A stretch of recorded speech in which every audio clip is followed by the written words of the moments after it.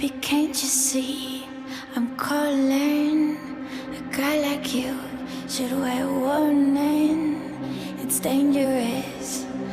Hi guys, and welcome back to my channel. So I really wanted to create a Halloween look this year, but I thought I was maybe a little bit too late, so I was just sitting around playing with some makeup. This is all affordable makeup, by the way, and I created this look. Unfortunately, I did film it in the setup for an IGTV over on my Instagram, but I really wanted to share it here on my YouTube. So I'm sorry you're gonna have to rotate your phone or your device or watch it slimline on your computer.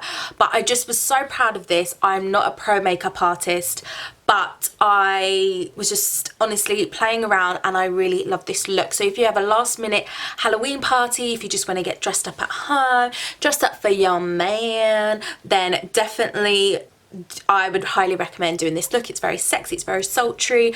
I am the gypsy queen of man's hearts. I have linked down all the affordable drugstore products down below. Yeah, and just leave your comments down below on what future videos you'd like to see from me. So without further ado, let's get straight into the makeup tutorial. Mwah.